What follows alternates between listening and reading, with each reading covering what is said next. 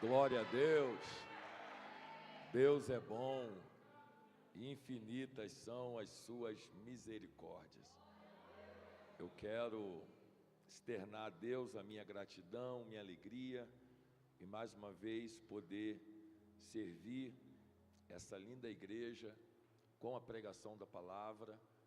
Agradecer a Deus pela vida desse casal de pastores que sempre recebem a mim com muito carinho, com muita alegria, com muita generosidade.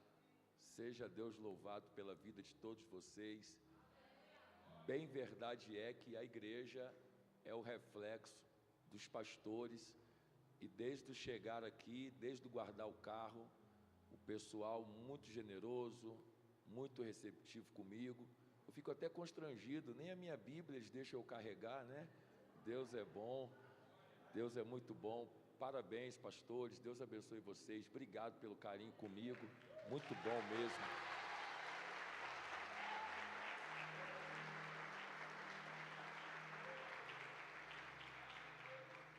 Espero um dia poder fazer algo parecido com vocês lá no Rio de Janeiro. Então, por favor, vamos para a terra carioca também, porque Deus é muito bom.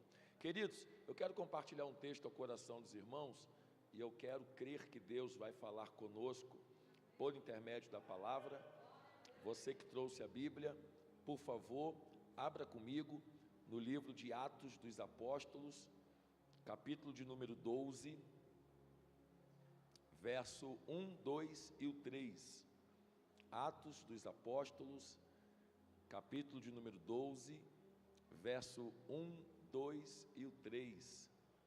Ora, naquele mesmo tempo, o rei Herodes estendeu as mãos para maltratar alguns da igreja, e matou a espada Tiago, que era irmão de João.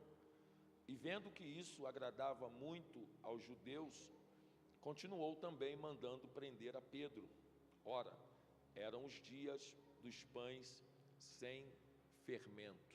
Você que está de pé, tem assento, por favor, por alguns minutos, tome seu assento, olhe para cá e me empreste um pouco da sua atenção, para que nós possamos entender e desfrutar de algumas orientações do capítulo 12 do livro de Atos.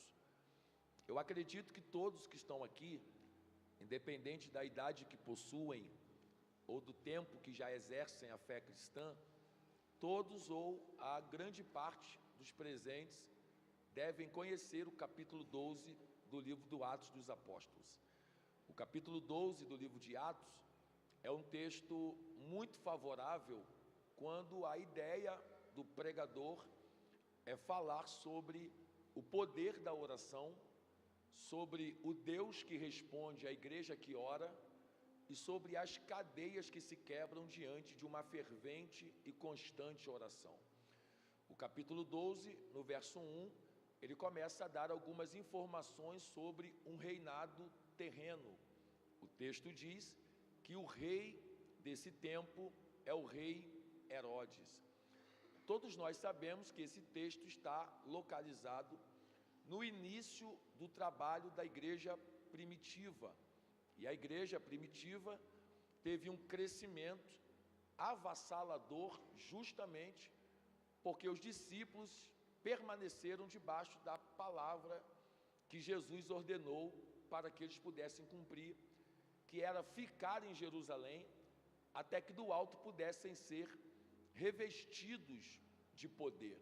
Em Atos capítulo 2, acontece o cumprimento dessa ordem, aonde todos estavam reunidos orando, no mesmo propósito, na mesma intenção, quando de repente veio do céu a descida do Espírito Santo, e todos foram cheios de poder, quando a maior evidência da descida do Espírito Santo foram línguas repartidas como de fogo, que pousaram ao ponto de serem vistas sobre a cabeça de todos aqueles que oravam naquele lugar.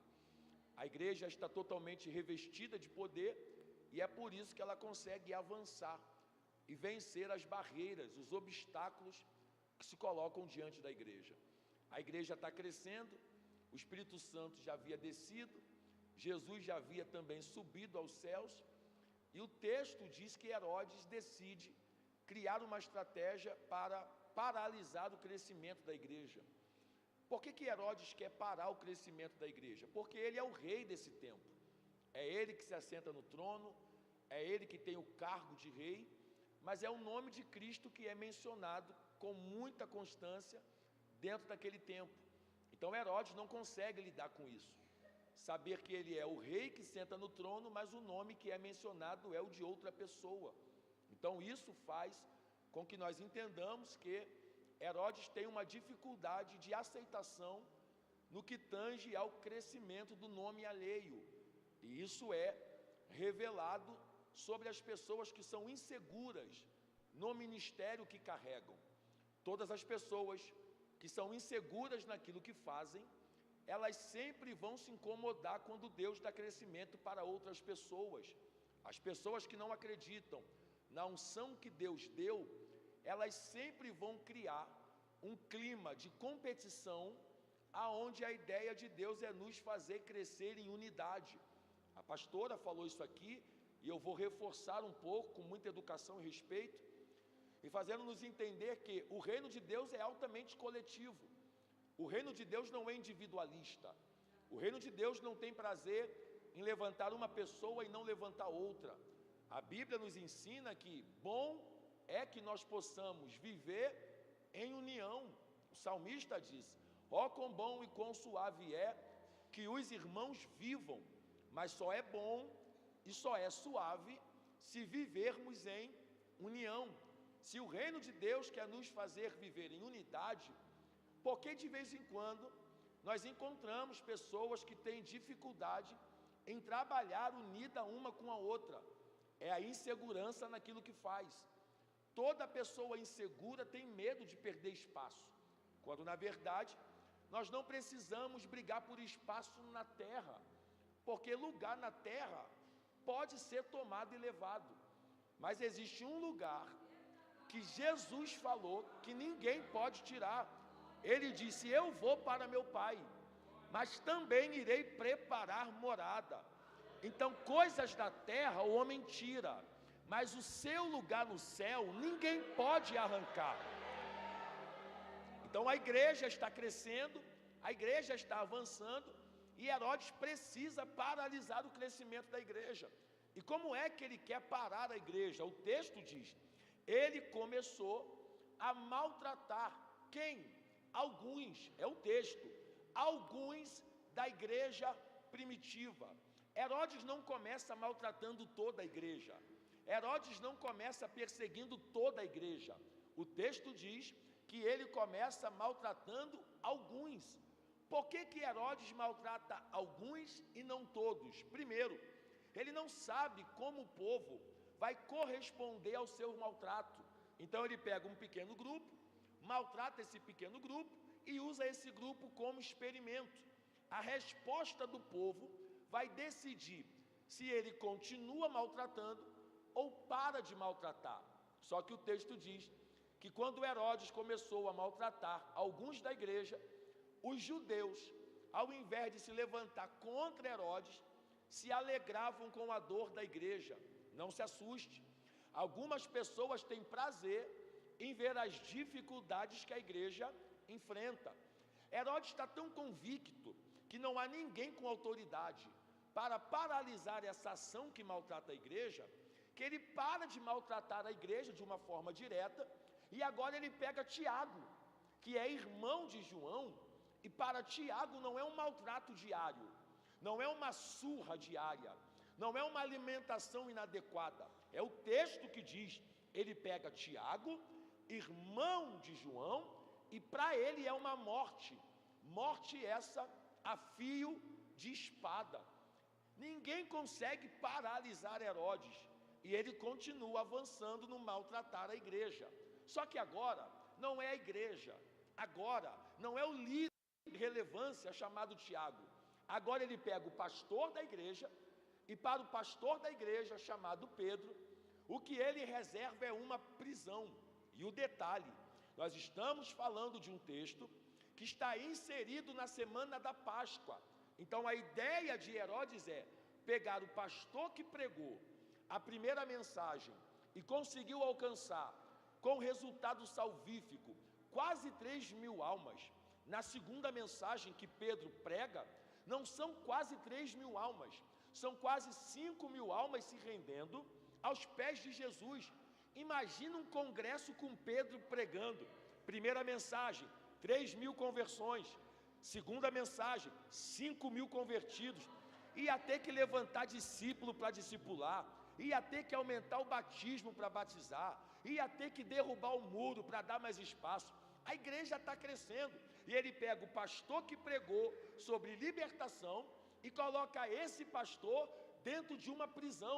E o texto diz, ele só vai apresentar Pedro após a Páscoa, porque Herodes não consegue enxergar ninguém no seu olhar humano com a capacidade de intervir nos maus tratos que ele faz contra a igreja. Só que o texto responde, quando Herodes começou a prender a Pedro, a instituição chamada igreja não cruzou os braços, a igreja não cruzou as pernas, a igreja não foi omissa, a igreja não fingiu que nada estava acontecendo.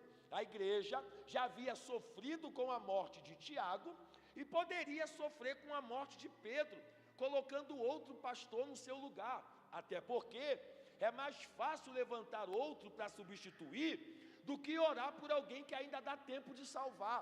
Mas o texto diz que quando Herodes prendeu a Pedro, a igreja teve uma atitude.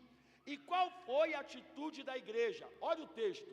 E a igreja orava constantemente a Deus pela vida de Pedro. Eu preciso falar isso aqui, porque eu já percebi que você quer receber.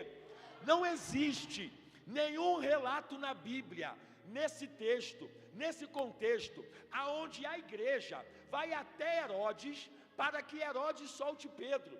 Não existe nenhum pedido de humilhação da igreja para Herodes. Herodes, por favor, solta Pedro. Herodes, nós te imploramos, solta Pedro. Herodes, por favor, libera o pastor da igreja, nós estamos sentindo falta dele. Não existe nenhum texto da igreja pedindo para Herodes soltar a Pedro. O que existe é a igreja orando a Deus para soltar. E se você abrir o coração, vai receber. O papel da igreja não é falar com quem prende. O papel da igreja é falar com quem solta. Não é com o diabo que você tem que conversar.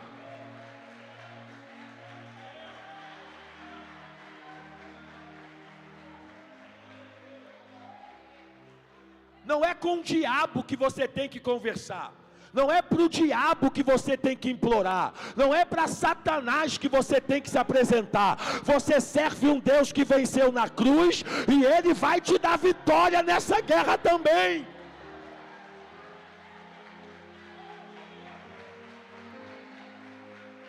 Agora, eu preciso te conscientizar de algumas coisas. Eu estou falando sobre o poder da oração. E por mais que a oração seja um assunto quadrado para esse tempo, oração não é perca de tempo, oração não é desperdício de palavras, oração não é lançar palavra ao vento, sem saber o resultado que ela provoca. Oração ainda é o maior armamento de guerra que Deus deu à sua igreja. E eu vou lhe provar que quando você começa a orar, o céu começa a abrir. Não é a terra que abre, não é a porta que abre, é o céu que escancara. Pastor, o senhor pode provar? Jeremias capítulo 33, versículo 3: clamais a mim, e eu, o Senhor, responder-te-ei. Ou seja, quando você ora, Deus abre a boca para te responder. Quando você ora, Deus movimenta o céu para te abençoar. Diga para quem está do teu lado: se você orar, o céu vai abrir. Se você orar, a resposta vai descer. Se você orar, o cadeado vai quebrar. Se você orar, a sentença vai reverter. Se você orar, o sepulcro vai fechar. Se você orar, o diabo vai ter que recuar.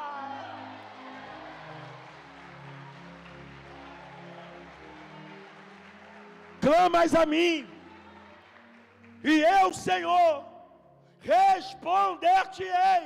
Pastor Ricardo, olha o que vem no pacote da resposta.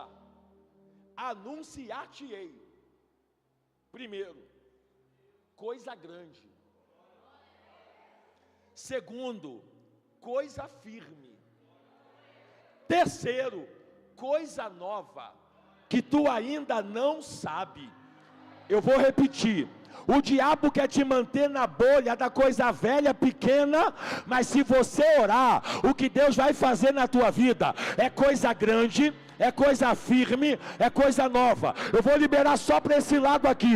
Depois desse culto, tua casa vai viver coisa grande, coisa firme, coisa nova. Eu vou profetizar para esse meio aqui.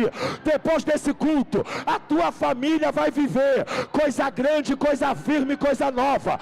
Eu vou profetizar para esse lado aqui. Depois desse culto, Deus vai te dar coisa grande, coisa firme, coisa nova. 2024 é o segundo semestre de coisa grande, de coisa firme e de coisa nova.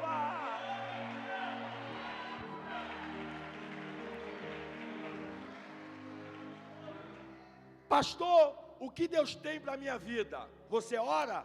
Coisa grande, coisa firme, coisa nova. Pastor, o que Deus tem para o meu futuro? Você ora? Então se prepara, é coisa grande, é coisa firme, é coisa nova. Pastor, o que Deus tem para a minha vida profissional? Você ora? Então se prepara para decolar, é coisa grande, é coisa firme, é coisa nova. Pastor, o que Deus tem para quadrangular querubim? É coisa grande, é coisa firme, é coisa nova. Coisa grande, coisa firme, coisa nova. É o que Deus vai fazer na tua vida. Oração não é perca de tempo. E outra coisa que eu preciso falar sobre oração. Eu cresci ouvindo isso, irmão. Nos círculos de oração, que hoje diminuíram muito em quantidade.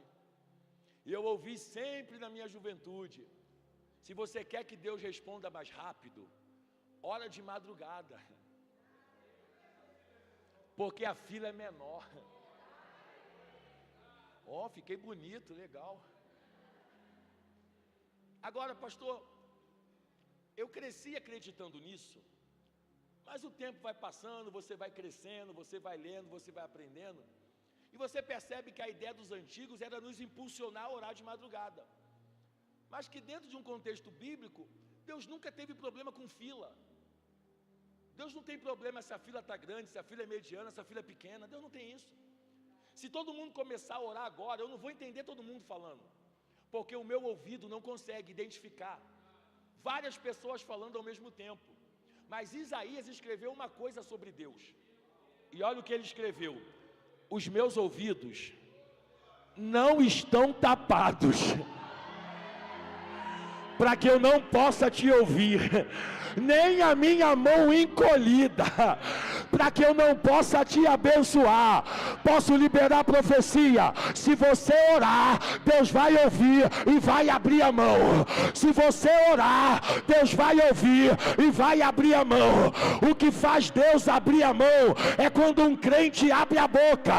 Então, se você abrir a boca para orar, Deus vai abrir a mão para te abençoar.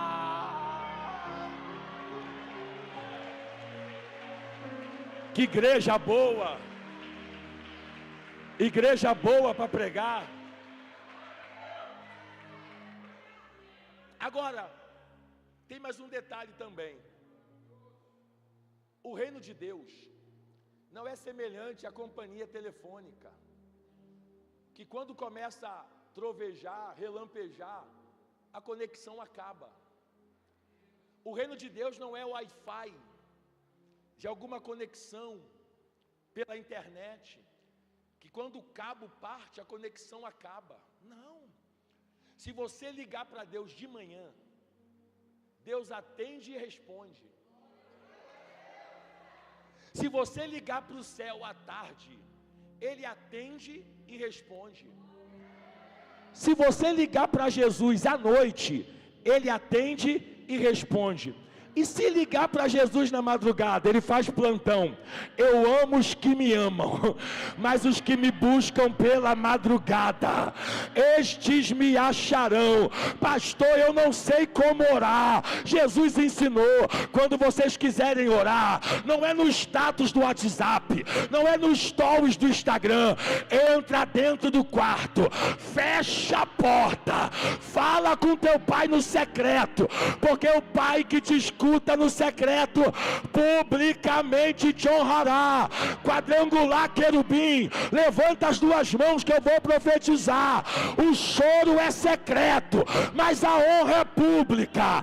A lágrima é secreta, mas a vitória é pública. Ninguém te vê chorar, ninguém te vê sofrer, ninguém te vê na prova, mas quando a porta abrir, todo mundo vai ver. Quando a vitória chegar, todo mundo vai ver. Quando a casa chegar, todo mundo vai ver. Dá um tapa na mão desse crente aí e diga para ele: se prepara para crescer, se prepara para prosperar, se prepara para avançar. Deus ouviu a tua oração e preparou uma mesa de honra para toda a tua casa.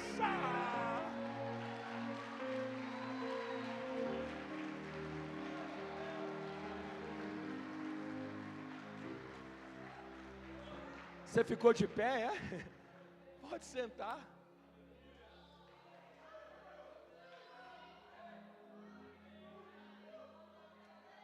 A igreja orou. E o que aconteceu quando a igreja orou? Eu já vi muita gente falar que quando a igreja ora, a cadeia abre. Ok, a cadeia abriu. Mas abrir cadeia, até o carcereiro consegue. O maior milagre desse texto não é a cadeia abrir e Pedro sair da prisão. Quando a igreja ora, a primeira coisa que Deus movimenta não é a cela. Deus faz um anjo descer. E tem um detalhe no texto, tá? O anjo desceu na cela que Pedro estava. O anjo não errou o endereço, pastora. O anjo não ficou no GPS. É aqui que tu tá, Pedro. O anjo não ficou no presídio de Herodes batendo de cadeia em cadeia. Pedro, é aqui que tu tá? Não. O anjo entrou justamente na cela que Pedro estava. Por que o anjo acertou o endereço?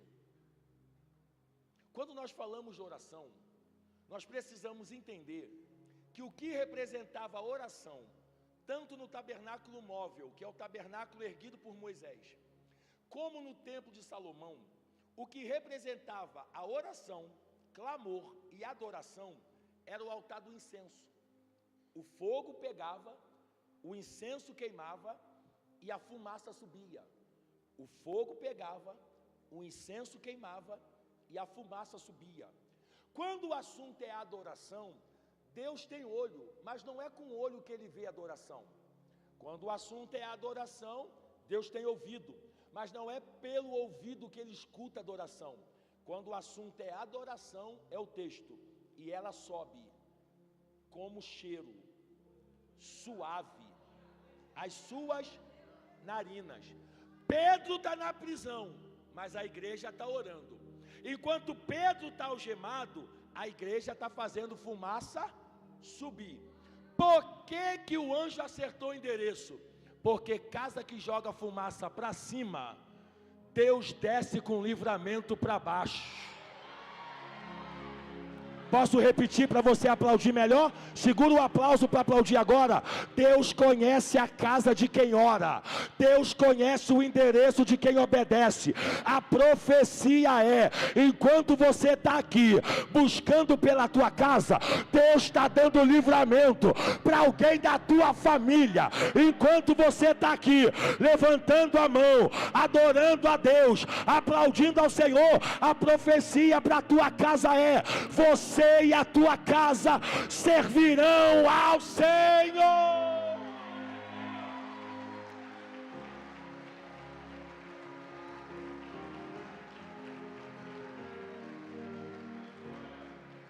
E eu vou caminhando agora. O anjo desceu na cela que Pedro estava. E como era essa cela, pastor? Como era essa prisão? É o texto vai informar. Herodes preparou uma guarda composta por 4 turnos, 4 soldados a cada turno. A matemática é clara. 4 vezes 4, 16. Dentro desse turno que Herodes montou para guardar Pedro, 2 soldados receberam a responsabilidade de um ficar à esquerda de Pedro e outro ficar à direita de Pedro, controlando a movimentação do pastor da igreja. Só que o detalhe do texto é: quando o anjo desceu, Pedro estava totalmente escoltado, sim ou não? Pedro estava dormindo, o anjo entrou na cela, tocou despertando Pedro, Pedro acordou e o anjo disse: calça a sandália, coloca a capa, aperta o cinto e me segue. Olha o texto: e a luz acendeu, a corrente quebrou e a porta abriu. Irmão, o camarada está dormindo, ele acorda, calça a sandália, veste a capa, aperta o cinto, a luz acende, a corrente quebra, a porta abre, e a pergunta que eu faço é: algum dos 16 soldados escutou o barulho da corrente quebrar? Visualizou a luz acender?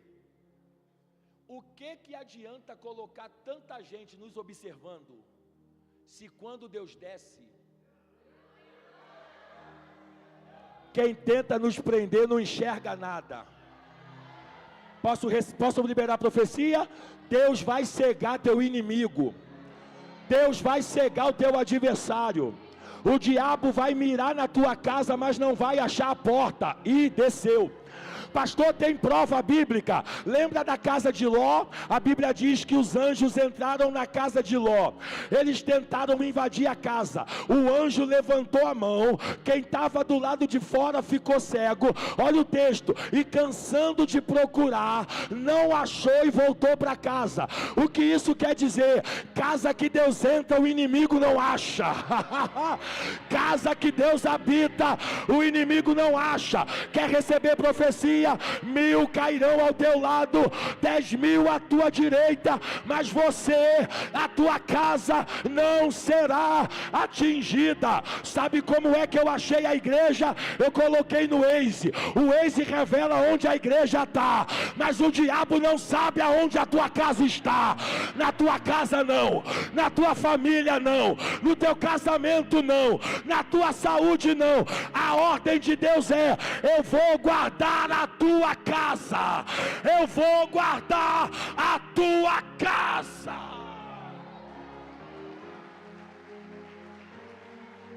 Tua casa está guardada, tua casa está escondida, sua casa está protegida.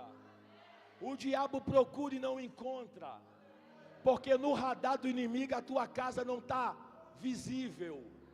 Deus escondeu tua casa, Deus escondeu tua família, Deus escondeu teus filhos, Deus escondeu a tua saída e a tua entrada. Você está totalmente protegido, guardado e escoltado por Deus. Na tua casa ninguém toca.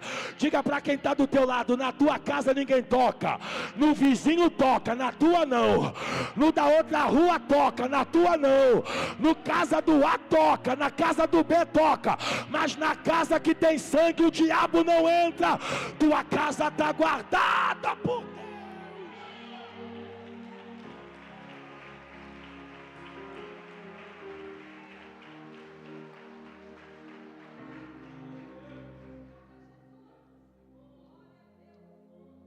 O anjo desceu na cela, acendeu a luz, quebrou a corrente, a porta abriu. E eu vou fazer a leitura do versículo 9, para você entender. Possa ser que uma palavra ou outra seja diferente, mas a proposta é a mesma. Versículo 9.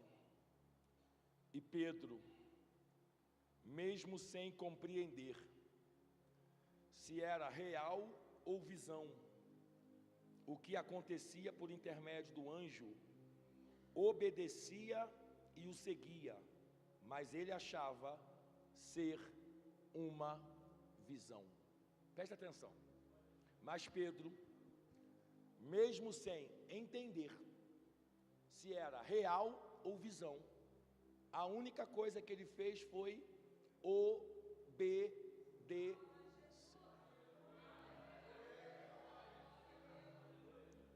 Jesus vai aquietar a tua alma agora. Quando você não entender o que Deus está fazendo, questiona não, obedece.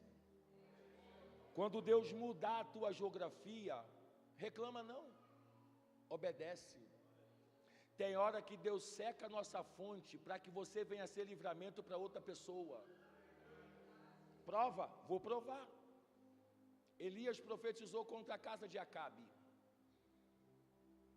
Não tinha chuva do céu, se não tem chuva, a colheita também não é real. Então Deus deu uma ordem: vá para o ribeiro, e lá tu vai ter água todo dia e toda hora. Mas como ninguém vive só de água, vou já mandar os corvos levarem carne para você. Está muito bom no ribeiro. Água, carne. Carne, água. Sem pagar nada. Sem ir atrás da comida. A comida vem na porta. Só que o texto diz que o ribeiro secou. E qual é o pensamento de um profeta?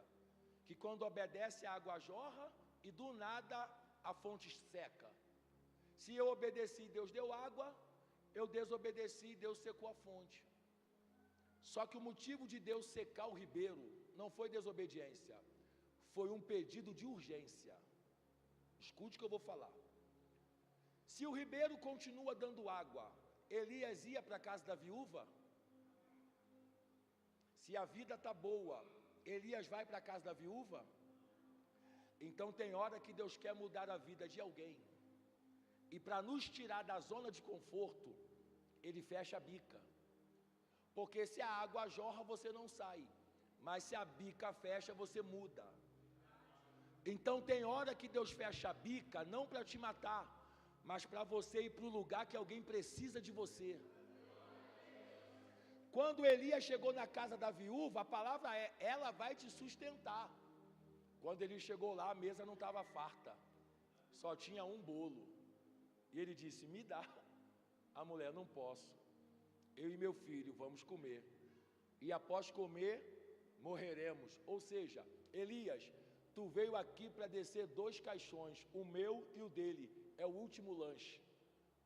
Olha o que Elias disse: se vocês comerem o bolo, vão morrer, mas se vocês me entregarem o azeite da botija, não vai acabar, e a farinha da panela não se esgotará. Pastor, usa o português carioca da Baixada Fluminense. O que seria o último lanche vai virar banquete até a chuva descer. Vou repetir: seria o último lanche, seria a última refeição, seria o último culto, mas Deus me trouxe aqui para te falar: o socorro chegou e a provisão vai chegar. O socorro chegou e a provisão vai chegar. O socorro chegou e a provisão vai chegar.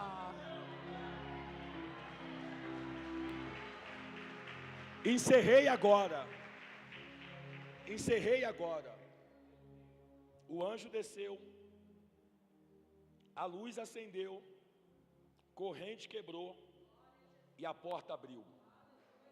Só que o detalhe do texto é: e Pedro não entendia se era real ou visão? Pedro não entendia nada. Eu vou perguntar e você vai responder. Pode ser? Para a gente acabar? Pedro não entendia.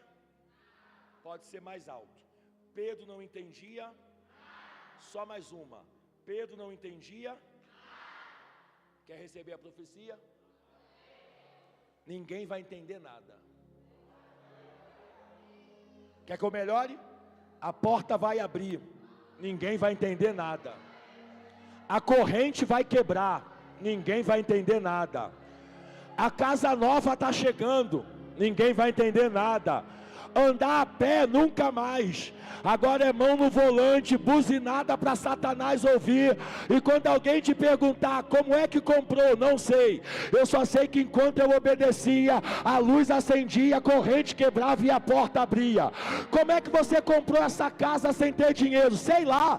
Eu só sei que enquanto eu adorava, enquanto eu obedecia, enquanto eu orava, a corrente quebrava, a luz acendia e a porta abria. Diga para quem está do teu lado: ninguém vai entender nada, mas a porta vai abrir, a corrente vai quebrar e a luz vai acender.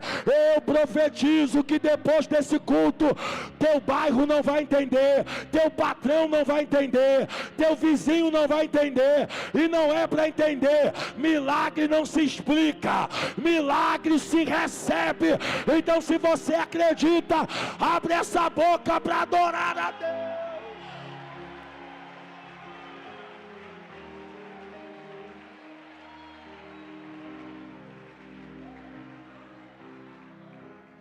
Estou acabando, e antes do horário, para dar mais liberdade ao pastor para ficar à vontade. Pregador que quer voltar rápido, devolve o microfone antes do combinado. É o segredo, é a ética, não pode perder isso. Escuta o que eu vou falar. A corrente quebrou, a luz acendeu. Só que o texto diz que quando eles saíram daquele pátio, eles chegaram até a porta que dá para a cidade. Só que Pedro não tinha chave. Mas o texto diz que a porta abriu sozinha. Irmão, qual é a porta que abre sem chave?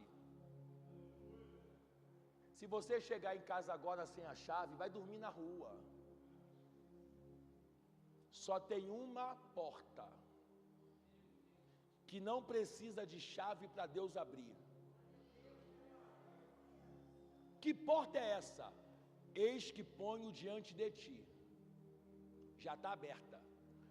Uma porta aberta, que ninguém pode fechar. Vamos refrescar a memória? Quando você chega no shopping, a porta está. Quando você bota o pé, a porta. Diga para quem está do teu lado: bota o pé que a porta vai abrir. Diga: Deus já deu ordem para a porta abrir, só falta você botar o pé para dominar. O que você precisa não é da palavra, o que você precisa é de atitude. A porta já está aberta, a vitória já é tua. É só levantar dessa zona de conforto, sacudir essa poeira e gritar para Satanás: a porta que Deus abre, ninguém pode fechar.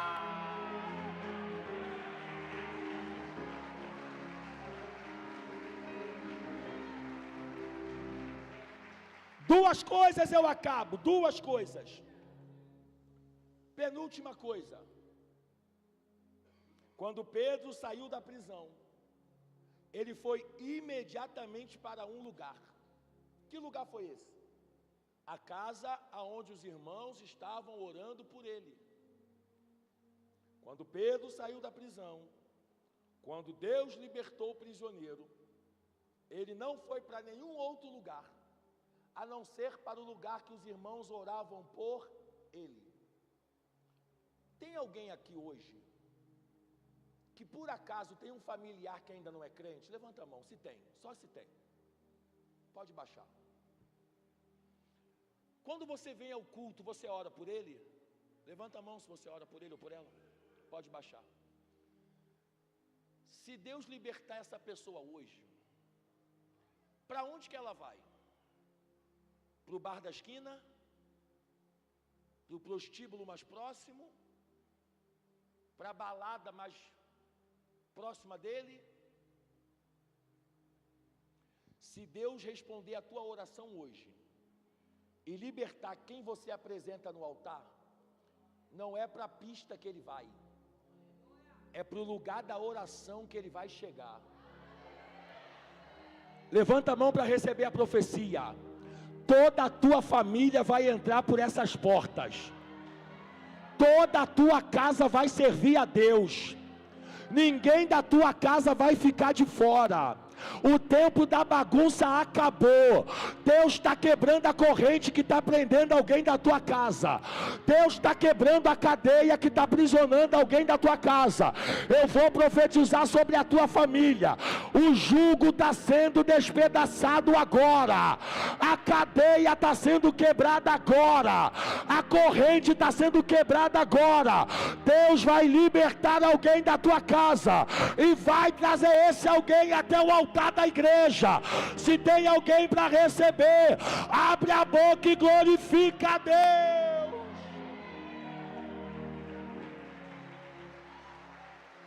Se coloca de pé para eu acabar, vai.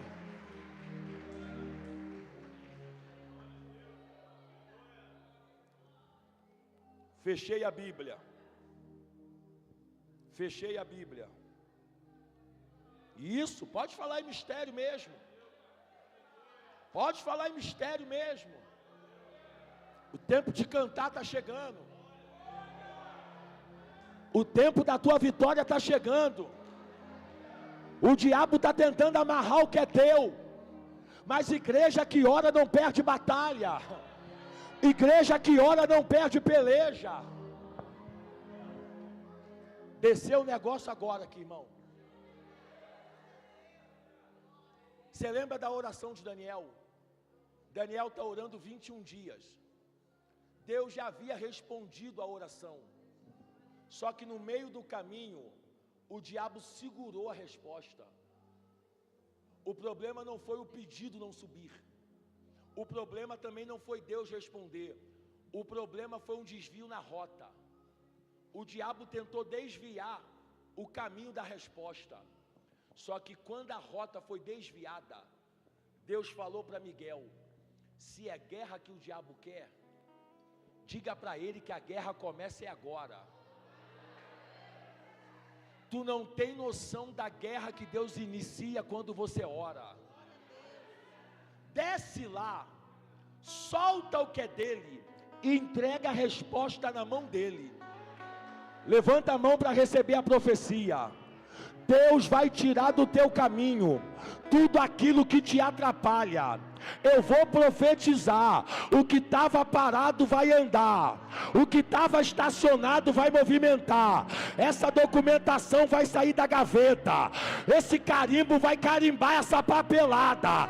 O diabo vai ter que devolver aquilo que é teu. Deus já mandou a resposta e o diabo vai ter que soltar o que é teu. Se você acredita que Deus ainda guerreia, por 10 segundos levante essa mão e comece a adorar a Deus. 10 segundos de glória a Deus.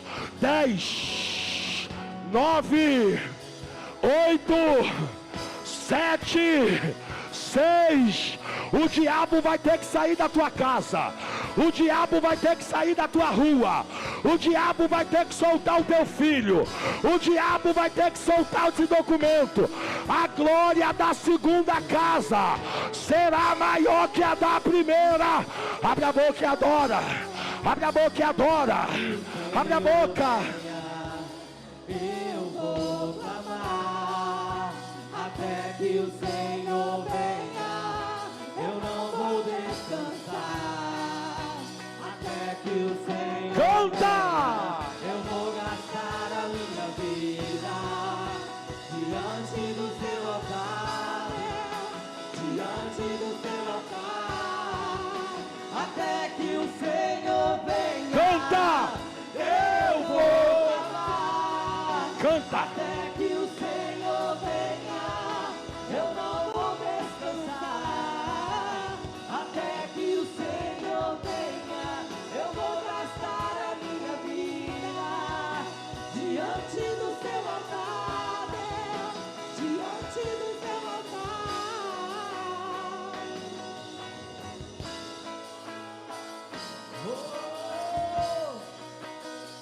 Escute o que eu vou falar. Escute o que eu vou falar. Escute o que eu vou falar para acabar.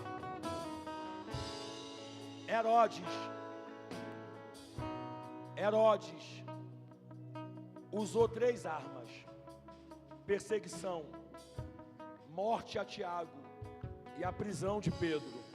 3 armas. A igreja só usou uma arma: a oração.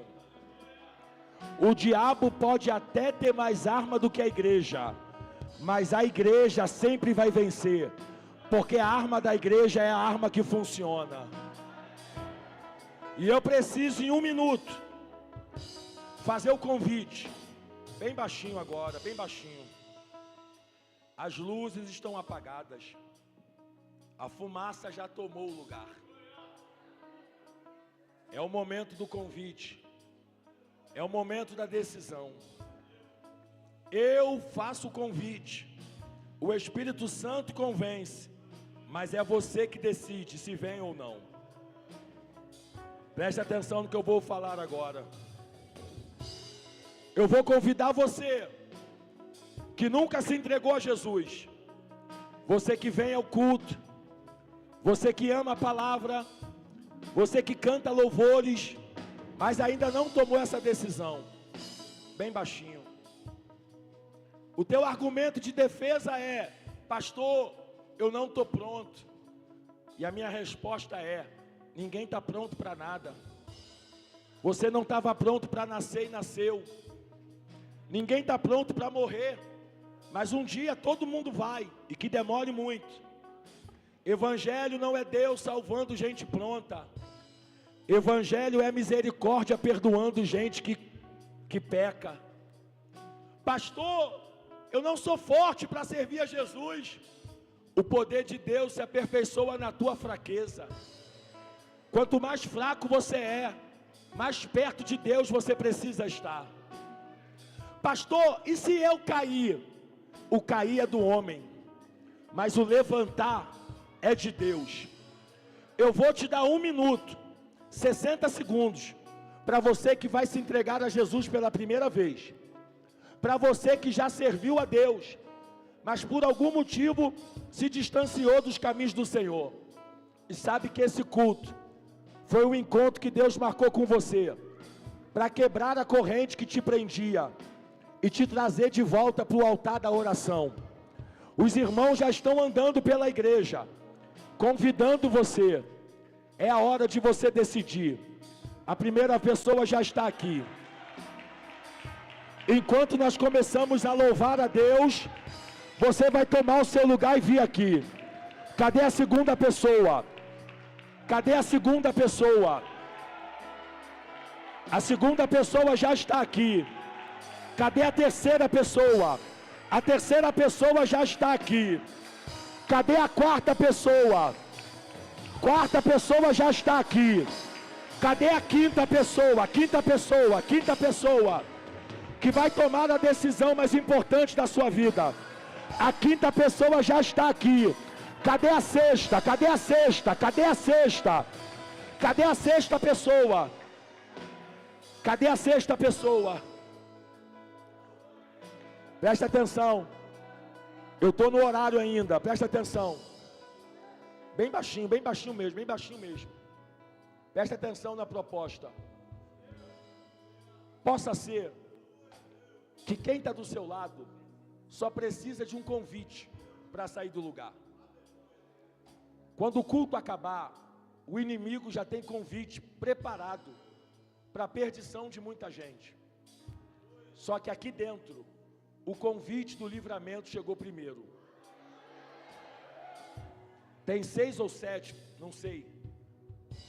Mas eu quero pedir, com todo carinho, mesmo que você conheça quem está do seu lado, eu quero pedir os irmãos que estão aqui, sem abraçar ninguém, que saiam pelo meio da igreja e comece a perguntar: quer vir, quer vir, quer vir? E você que está aí, pergunta para quem está do seu lado aí, pergunta: quer que eu te leve lá na frente? Pergunta para ele, é só um convite. É só um convite, é só um convite, é só um convite. Se ele quiser, traga ele. Se ela quiser, traga ela. A hora é essa. É a última rede que eu vou lançar. É a última rede. Cadê você? Cadê você? Cadê você? Tá vindo um aqui, ó. 1, 2, 3, 4, 5, 6. Cadê a sétima? Cadê a sétima? Cadê a sétima? Cadê a sétima pessoa?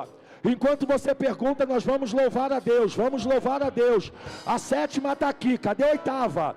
A oitava está aqui. Cadê a nona? Vamos louvar, pode louvar. Cadê a nona? A nona e a décima. A nona e a décima. Vamos lá, vamos lá.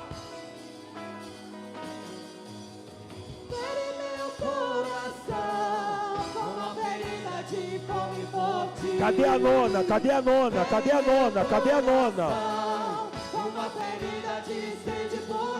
Cadê você? Cadê? Ensina-me a clamar e a suplicar até que o Senhor venha. Cadê você? Cadê você? Cadê você? A nona, a nona, a nona, a nona, a nona. Eu vou clamar. Cadê a décima? Cadê a décima? Cadê a décima? Cadê a décima? Só mais uma para bater 10. Cadê você? A décima, a décima, a décima. Cadê a 11ª? A 11ª, a 11ª. Até que o Senhor venha. 11ª, cadê? Até que o Senhor Cadê a 11ª? eu não vou descansar. Até que o Senhor venha. Tem mais alguém? Para minha vida. Tem mais alguém? Diante do Cadê você? Cadê você? Cadê você? Cadê você? Até que o Senhor Cadê você? venha. Eu vou 12ª, 12ª. até que o Senhor venha. Cadê a 13ª? Vou descansar. 13ª, pastor. 13ª lá, ó. Eu vou gastar Aplaude, igreja! Pode ir, pastor. Pode ir. diante do seu altar, até que o Senhor venha. Eu vou clamar, até que o Senhor venha. Eu não vou descansar, até que o Senhor venha. Eu vou gastar a minha vida diante do seu altar, Deus, diante do seu altar, até que o Senhor venha. Eu vou clamar, até que o Senhor venha. Eu não vou descansar. Levanta a tua mão lá no último andar e declara, igreja! Senhor venha. Eu vou gastar a minha vida diante do seu altar.